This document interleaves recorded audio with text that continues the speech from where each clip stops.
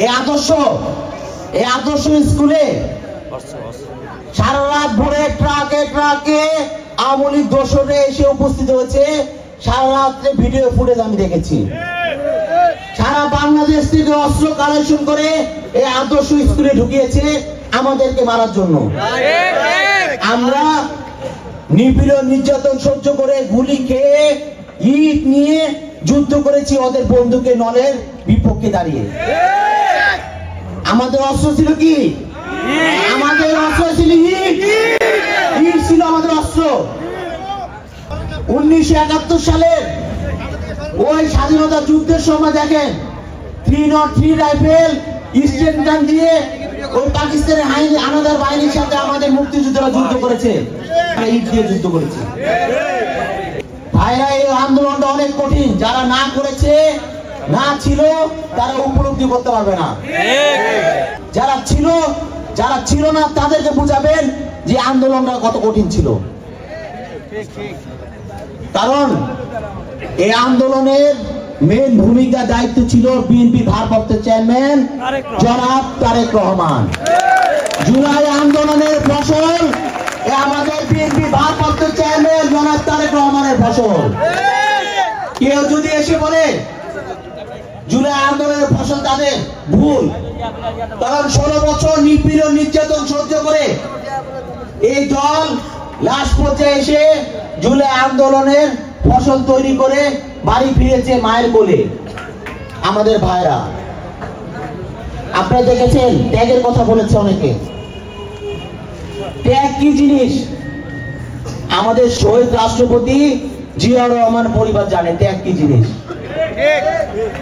আপনারা আন্দোলনের পরপরই মায়ের বুকে ফিরেছেন।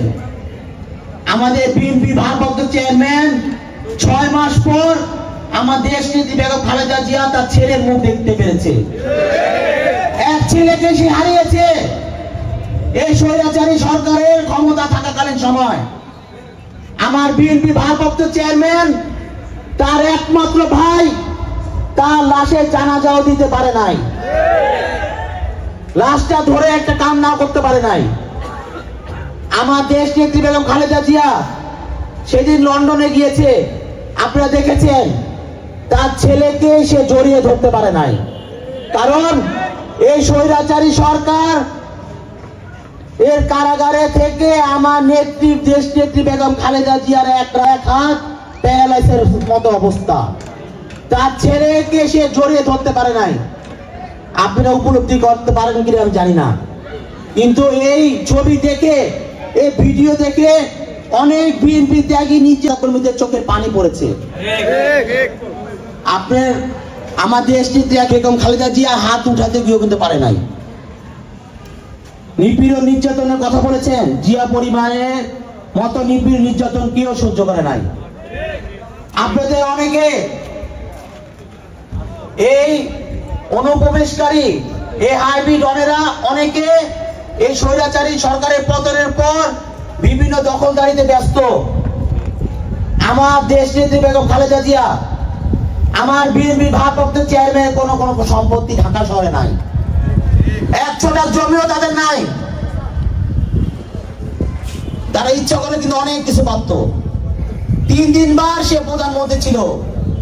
আমার বিএনপি ভারপ্রাপ্ত চেয়ারম্যান জনাব তারেক রহমান বাংলাদেশের সেনাবাহিনীর প্রধানের ছেলে, সেটা প্রধানমন্ত্রীর ছেলে, সে একটা রাষ্ট্রপতির ছেলে, তার 1 কাঠা জমিও ঢাকা শহরে নাই। অথচ অনেকে সম্পদ গড়ার জন্য বিভিন্ন দখলবাজিতে ব্যস্ত।